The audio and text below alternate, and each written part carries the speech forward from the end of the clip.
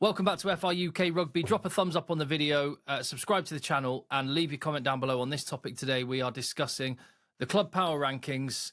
We're taking the current league and European form. We're taking a bit of heritage, a bit of history, and a little bit of overall optimism for the future, the overall health of a club, putting all those together into an equation and a bit of opinion thrown in as well.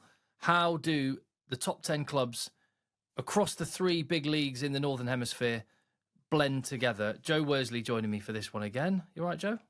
Yeah, I'm good. Just sipping on my Ethiopian natural coffee. Does a discussion of the ranking of big clubs just always just bring a little pang of pain about Wasps? Yeah. Oh, it does. I want to put Wasps on that somewhere, but they're dead. One day, Joe. One day. Right. We're going 10-1. And at number 10, Clermont. Yeah, Clermont historically have been a fantastic team. I think that's part of the reason, isn't it, they're in this, because recently in the league they haven't been that great. Urios took over 2 years ago, and they're a bit painful to watch, but they come on this year, they've become this real aggressive team that can really dominate the opposition physically, and they got the power and money to really push teams in Europe. So that's why they're in that top 10 for me.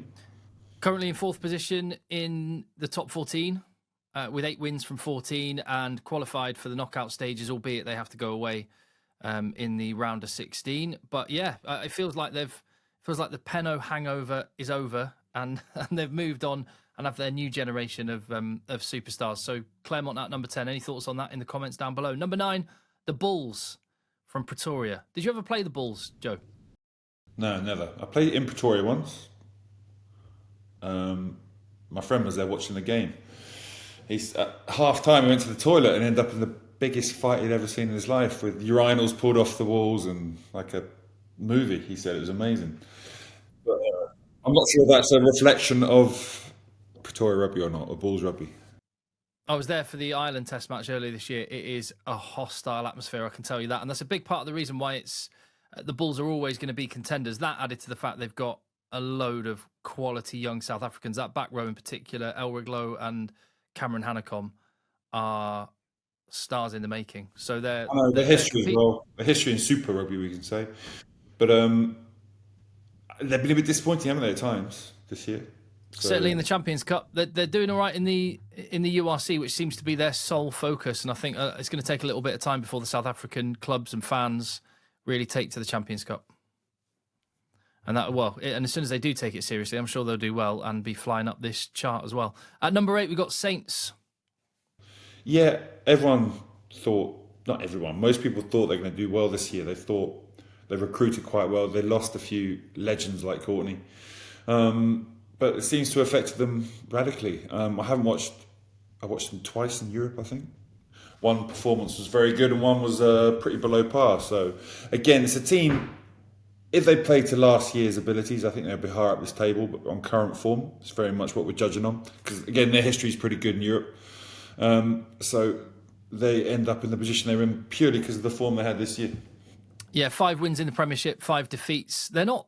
I mean, a run together and suddenly you're in the playoffs, but time is running out because we're well into the second half of the season now. So it'll be interesting to see. This weekend's game is big. They've got a load of England internationals. That's the good thing about Northampton. You feel like if they can keep this squad together, and the salary cap's going to be a challenge for them to do that, then they've got a brilliant crop of young players. And one of the few clubs in the Premiership with a relatively healthy situation, which means we can be positive about them for the future. Moving to number 7, La Rochelle. Maybe going in the other direction, Joe? Yeah, we're talking about that the other day. It's a team who are, again, more Anglo than other teams. Rog is probably responsible for that.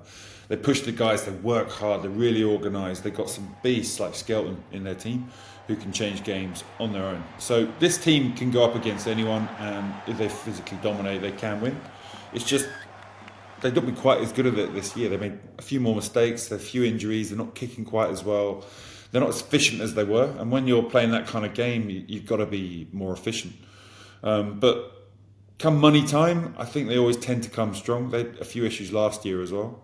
And towards the end of the season, they started coming on strong. They've been fluctuating this year, but I'm sure we'll see them come through. at some point they kick in and really start to hit their straps. Currently just in the playoff positions, in that little midfield scrum that's going on in the top 14, and they could go either way in this second half of the season. But I think, do you think the fact they've signed Nolan Le Garrec as one player for next season is an acknowledgement that they maybe need to change their style a bit? Yeah, I mean, Nini Yashvili as well is incredible. He's incredible.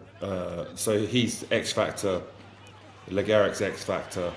So these two are going to create 2, 3, 4 chances each game on their own. So that's 8 chances you're going to have that you didn't have last year. So those guys in the team is going to make them more deadly, that's for sure.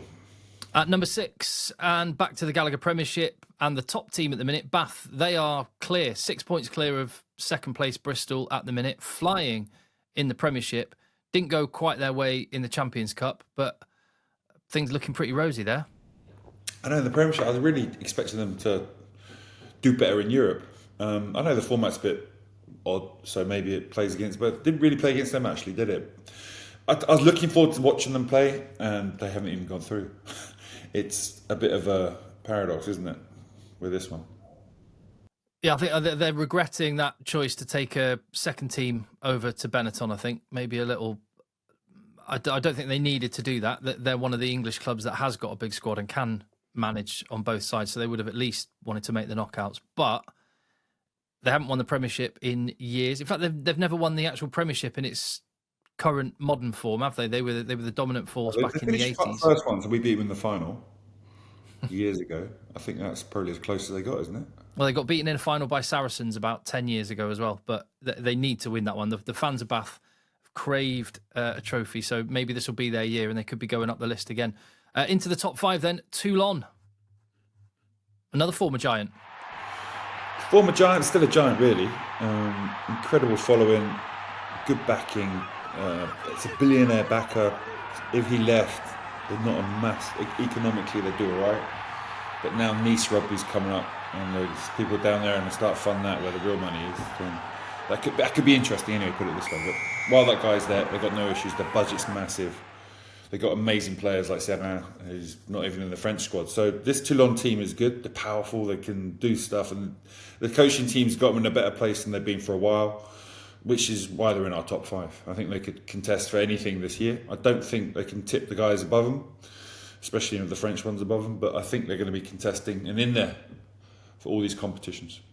3rd in the top 14 currently, and nipping at Toulouse's heels at the minute there. A big English contingent as well in their squad, which is quite an interesting dynamic going on as well. Toulon, I'm sure, is one of the reasons things have got better there, because one of the problems they had since Giteau and Johnny and that crew left, when Jif came in, obviously it was a very non-Jif team. Jif is French qualified players, so that Toulon team that won the double, I think it had 13, only 2 players on the pitch were actually French. It's one of the reasons they brought the rule in.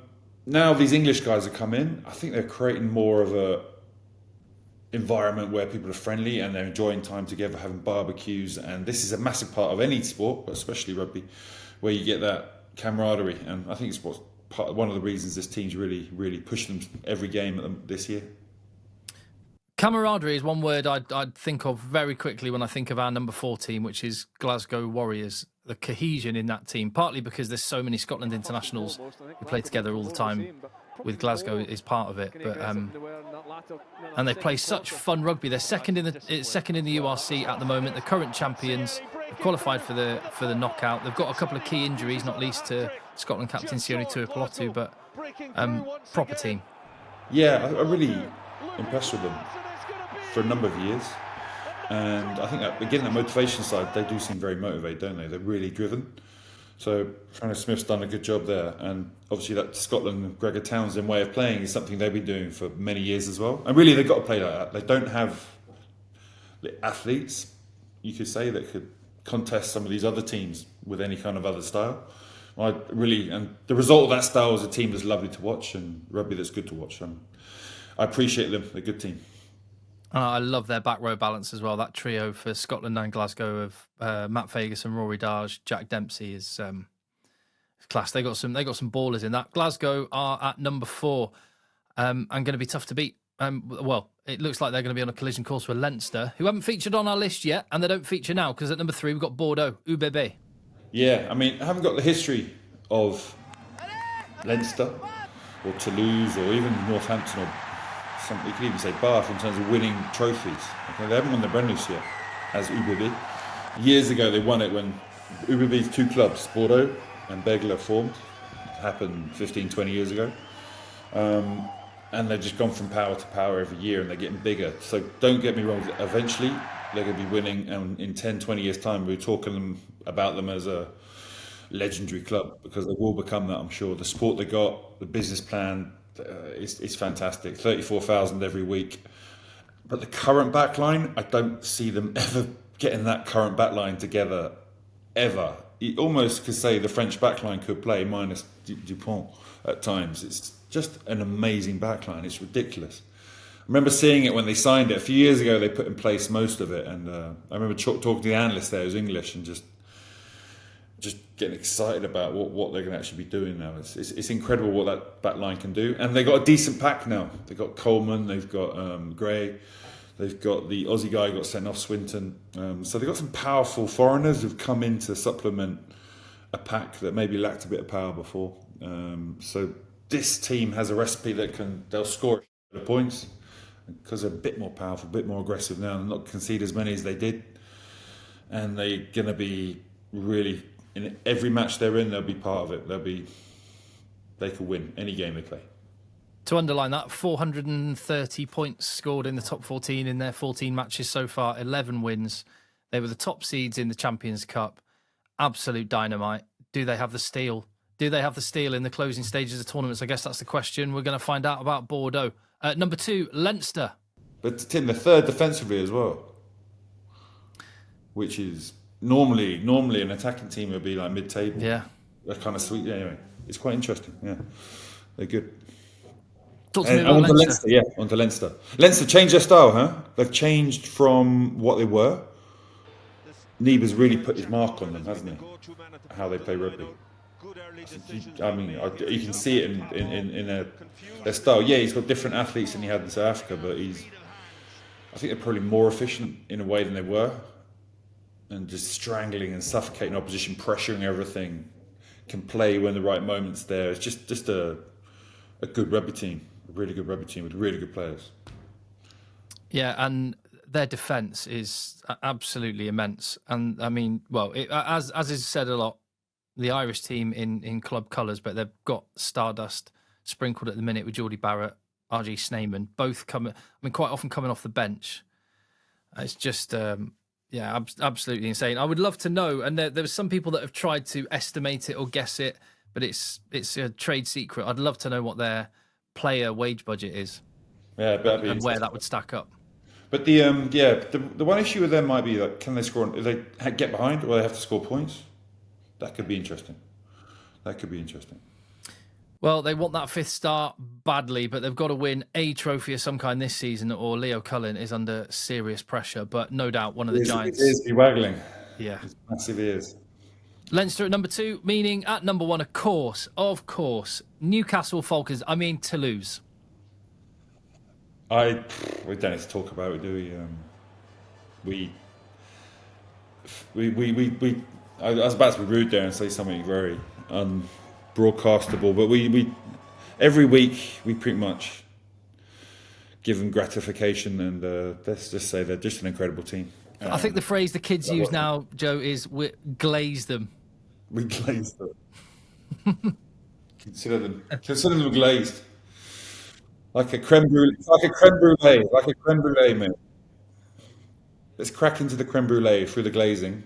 And yeah, I don't think that's quite where the translation of glazing comes from. I think it means something else, Joe, but maybe we can discuss that another time. Right. Maybe we'll have to have an episode on... Oh, yeah. I mean... What they're talking about.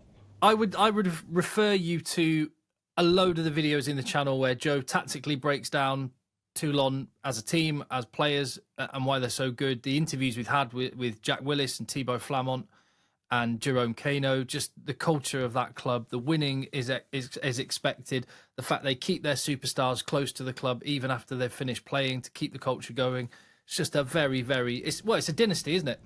Yeah, but above all that, you got this way of playing that started 80 years ago. An idea of one man being brought on by some incredible Villepreux, all these amazing coaches 40, 50 years ago. Now, still, the seed and core of everything is that way of playing, which results in the rugby you saw against Leicester at the weekend, which quite frankly was staggering at times. Toulouse at number 1. There's our top 10, and we'll be doing this again a bit later in the season. See if anything's changed. Leave your comments down below. Give the video a thumbs up. Hit subscribe on the channel.